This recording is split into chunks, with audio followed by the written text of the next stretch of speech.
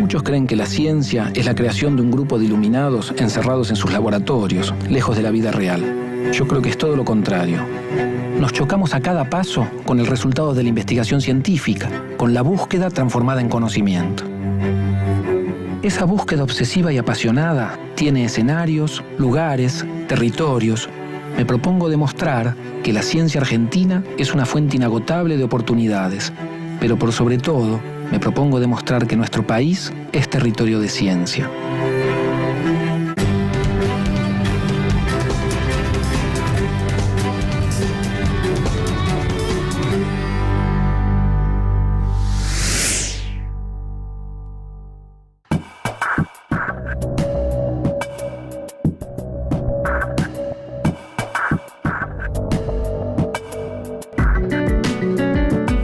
El proyecto Pierre Auger es uno de los emprendimientos científicos más importantes a escala mundial de los que participa la Argentina. Fue diseñado por un grupo de países para el estudio de rayos cósmicos de muy alta energía, es decir, de partículas que llegan del espacio a muy altas velocidades.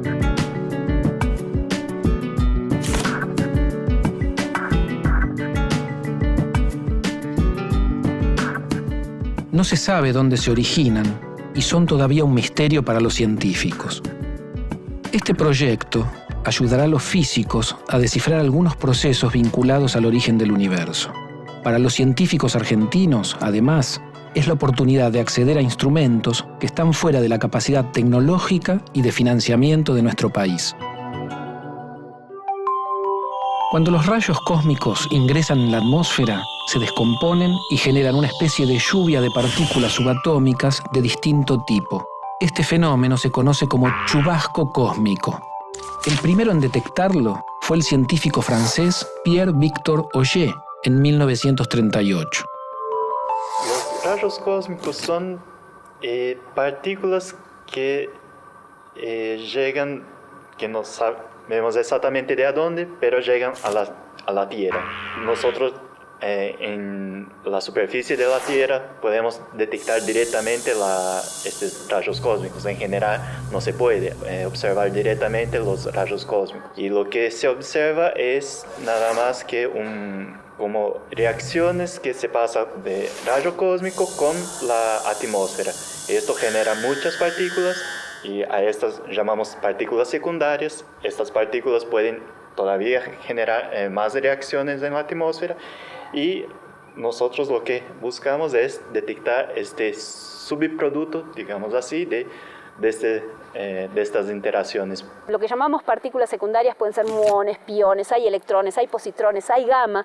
Es decir, hay una enorme cantidad, miles de millones de partículas que son originadas por el rayo cósmico primario, por la partícula original.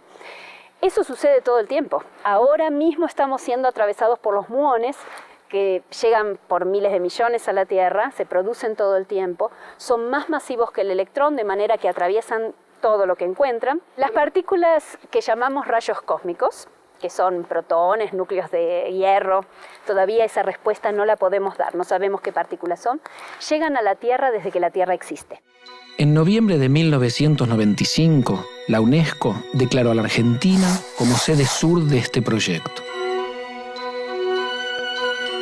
Vimos la posibilidad de que viniera el proyecto a la República Argentina. Él y Cronin y Watson era el otro codirector del proyecto de la Universidad de Leeds del Reino Unido, habían ideado la física, la ciencia del proyecto y estaban buscando un lugar a donde instalarlo. Habían ido a varios lugares del mundo, habían recorrido el mundo de sur a norte y de este a oeste, y finalmente recayeron en Bariloche, donde se encontraron en ese momento conmigo, y yo creo que ahí se concretó el proyecto, porque en la Argentina despertó interés entre la masa de científicos que teníamos acá, y con Alberto Filevich, Masper y los tres de la Comisión de Energía Atómica,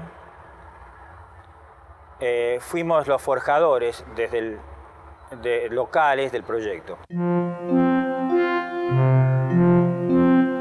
Una de las razones por las cuales se decidió, cuando se tuvo que decidir entre Australia, Sudáfrica y la Argentina, se decidió por la Argentina, es porque se había tenido éxito en llevar adelante un proyecto de gran ciencia grande. En ese sentido fue importante y creo que también le dio continuidad a una capacidad por parte de gente asociada al Departamento de Física de la Comisión de Energía Atómica en la realización de proyectos importantes. Desde el punto de vista de la física, bueno, si se quiere, el Pieroyer recupera una física que fue originaria en la Comisión de Energía Atómica.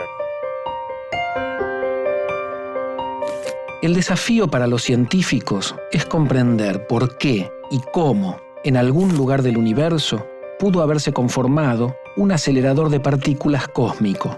El mismo es capaz de emitir partículas con energías mucho mayores a las que pueden producir los aceleradores más potentes. Por este motivo, se decidió construir 2 observatorios, uno en el hemisferio norte y otro en el hemisferio sur. Para ubicar el observatorio austral, se eligió la localidad de Malargüe, en la provincia de Mendoza. En el sur había 3 países, efectivamente, Sudáfrica, Australia y Argentina. El sitio restringía mucho a los países candidatos, porque son 3.000 kilómetros cuadrados de una superficie plana para poder instalar los detectores. Esencialmente, por ejemplo, un país como Chile no entran.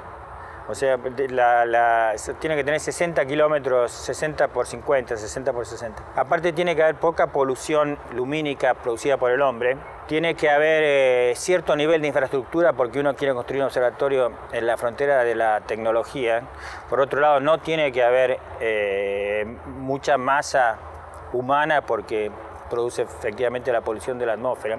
Entonces quedaron 3 lugares esencialmente. Y nos reunimos a finales del 95 en París, en la sede de la UNESCO. Yo defendí el proyecto de la instalación acá en la Argentina, en Mendoza, el proyecto, y se votó y se eligió a la República Argentina para la sede del Observatorio del Sur. La Argentina fue elegida como sede para el proyecto en un proceso de selección que incluyó también a Sudáfrica y Australia. A favor de nuestro país, fueron claves 2 factores: la tradición y experiencia en temas atómicos, que se remonta a los años 50, y el acelerador de partículas Tandar de la Comisión Nacional de Energía Atómica, un instrumento de $60 millones ensamblado y puesto en funcionamiento por científicos argentinos. Nosotros, con este acelerador, y la prueba fue que el acelerador fue inaugurado junto con una reunión de científicos de países del tercer mundo, lo que en ese momento se llamaba tercer mundo, países en vías de desarrollo. La idea era aquí ofrecer a científicos de otros países la posibilidad de realizar física experimental en condiciones que no fueran las condiciones excepcionales que podían encontrar en un país desarrollado, pero que eran posibles, y poder darles posibilidades en un medio adecuado. Y la prueba está que durante los primeros años hubo una cantidad muy grande de visitantes que vinieron a trabajar aquí, de los países vecinos en particular, con Brasil, con Chile. Tuvimos mucha relación y se hizo muchos trabajos en conjunto. Nosotros teníamos una ventaja y una desventaja respecto al OYE. La ventaja era que era una única administración o un único sistema. El OYE tiene 16 sistemas distintos, porque están los 16 países que tienen cada uno que resolver sus problemas, y todo termina cuajando en un tanque que se coloca en la Pampa Amarilla o un espejo en uno de los telescopios.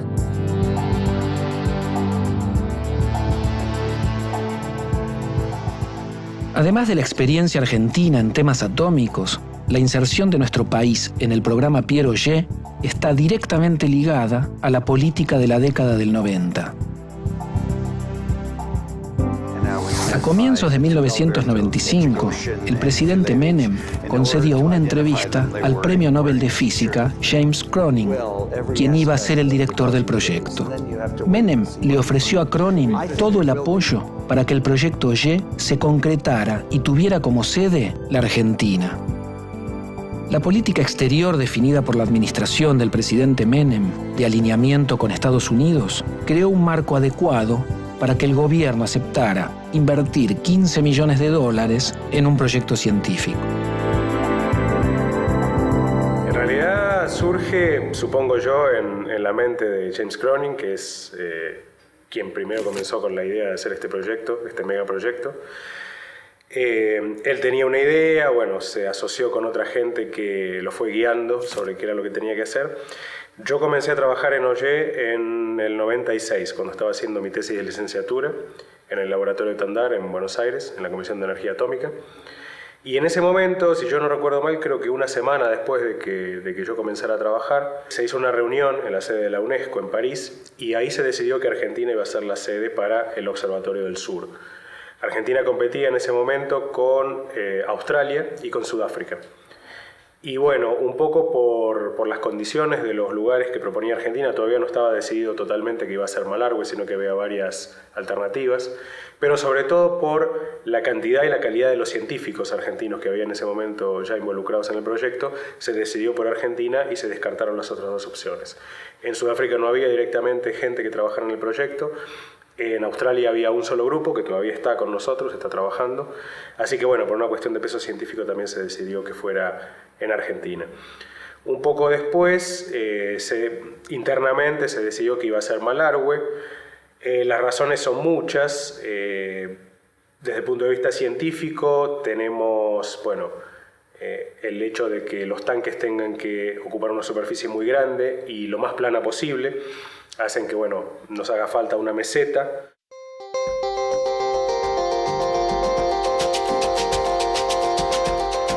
La primera fase del proyecto Piero-Y en Argentina comenzó el 14 de noviembre de 2008 con la puesta en funcionamiento de 1.600 tanques utilizados como detectores de partículas subatómicas que llegan del espacio.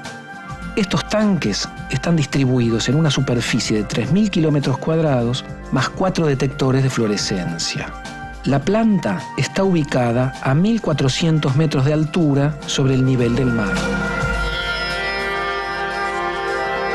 Nosotros habíamos ido a distintos lugares con Filevich, recorrimos distintos lugares y había algunos de ellos en los cuales los cielos no daban, o sea, había muchos aerosoles, mucho polvo, como en la zona de Catamarca, La Rioja, zonas muy secas, con muchas corrientes ascendentes.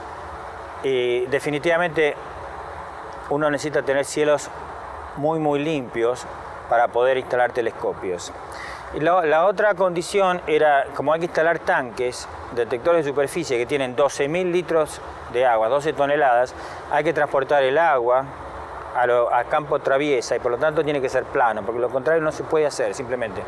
Tienen problemas logísticos, o sea, este es un observatorio en la mitad de un descampado de 3.000 kilómetros cuadrados, o sea, no es un experimento en un laboratorio, la logística juega un rol muy importante.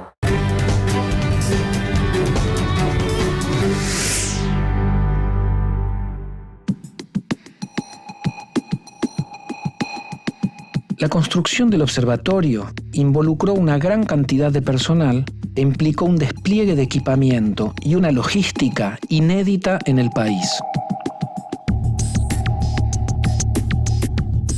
Y en el año 1998, se inicia la construcción propiamente dicha del observatorio, se inicia la construcción de los tanques, de los espejos, y se conforma de manera muy fuerte lo que llamamos colaboración internacional, que comenzó siendo unos 12, 13 países y que hoy involucra a 17 países de todo el mundo y unos 450 científicos, ingenieros, estudiantes, técnicos, que son los responsables de que esto sea una realidad, ¿no? Una especie de sueño hecho realidad. Lo que vemos aquí, muy poco es estándar. Casi todo ha sido construido especialmente para el observatorio. Eso hace que tengamos ingenieros capacitados en líneas de trabajo absolutamente originales. Este observatorio se construye con las primeras incursiones con los científicos acá, y más con el aporte local que podíamos dar nosotros, era poder lograr ingresar los tanques al terreno, que era un poco desconocido para todos. Y fue mucho trabajo de logística y mucho trabajo de amor propio por poder lograr colocar los tanques en la posición. Después fue también trabajar con lo que era la parte que les correspondía a ellos, de la parte científica, poder unificar placas o poder que el equipo funcionara y se pudiera conectar con los diferentes edificios y todo eso. Pero fue muy interesante los métodos de trabajo que traía cada grupo y poderlos integrar, porque esto es una gran colaboración y habían la unificación, digamos, llamémoslo un idioma, pero idiosincrasias diferentes. Y poder trabajar un mexicano, un inglés, un americano, un latino con un europeo, eso fue lo que en mi caso particular fue lo más extraordinario de este observatorio. Poder unificar los criterios y poder lograr construir este observatorio que mucha gente no confiaba que se pudiera lograr. Era muy impresionante, ¿no? Yo creo que en retrospectiva pienso primero que haya habido un premio Nobel. A los políticos, creo que eso me lo dijo Lafalla en un momento dado, que era el gobernador de la provincia de Mendoza, que es una salvaguardia, porque, digamos, si le dicen, ¿por qué la provincia invierte en esto? Dice, hay un premio Nobel, o sea, es una seguridad de que la ciencia que se va a desarrollar es importante, o sea, que tiene peso científico realmente, ¿no? Después pienso que fue una enseñanza para nosotros cuando uno tiene un proyecto realmente interesante e internacional como este, las provincias, o al menos algunas provincias, aquellas que tienen más peso, como Mendoza dentro del concierto nacional, están dispuestas a invertir dinero en un proyecto de ciencia básica como es este.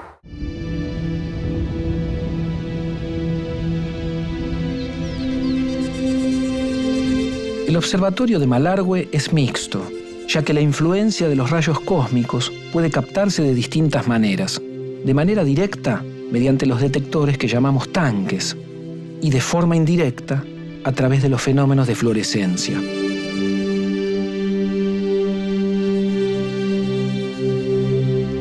En particular es Coihueco, el segundo edificio inaugurado de fluorescencia, el primero fue Los Leones.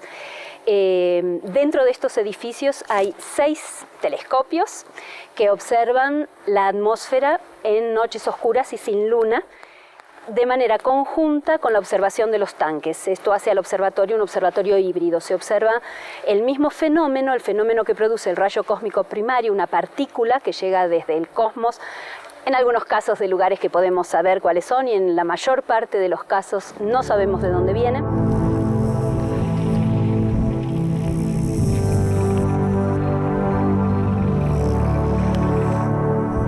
En este proyecto intervienen una gran cantidad de instituciones argentinas. En el Observatorio Y conviven científicos e ingenieros pertenecientes a CONEA, la Comisión Nacional de Actividades Espaciales, al Instituto de Astronomía y Física del Espacio y al Centro Regional de Investigaciones Científicas y Técnicas de Mendoza, que dependen del CONICET.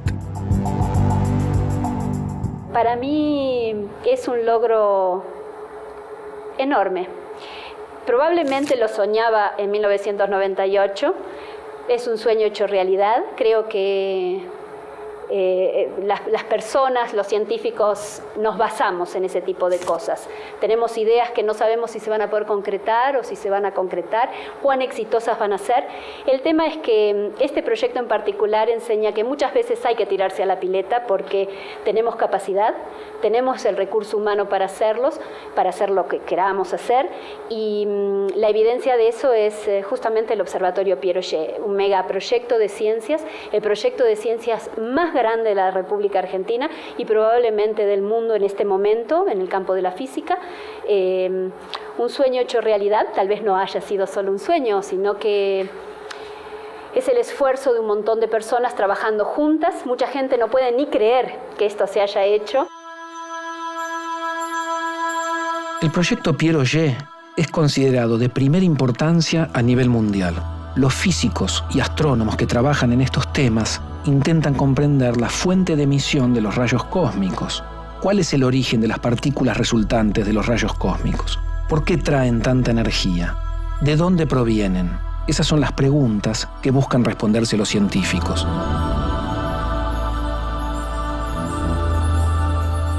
Para la Argentina, el proyecto Piaget tiene muchos sentidos. Como iniciativa de inserción científica de nuestro país, los resultados son claros.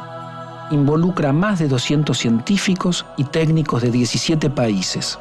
Muchos de ellos realizan en Mendoza estadías de trabajo e investigación. El proyecto OYE es un proyecto nuclea 450 científicos y técnicos, considerando los estudiantes también, de los países más desarrollados en ciencia y técnica, en particular de Latinoamérica, México, Argentina y Brasil. Está presente dentro del ámbito de las astropartículas en todos los congresos, en todos los portales de internet, en todos lados. Es un proyecto que efectivamente tiene glamour. Me involucré desde lo que yo sabía, desde la astronomía, y a partir de allí empezamos a hacer una enorme cantidad de trabajos de todo tipo casi, vinculados con la electrónica, con los detectores de superficie, con el análisis de datos, con las comunicaciones, trabajos en los que inclusive yo nunca había tenido experiencia alguna y en los que fuimos metiéndonos y aprendiendo junto con otras personas que también aprendían. Este es un proyecto nuevo. El Observatorio Piaget es único en el mundo.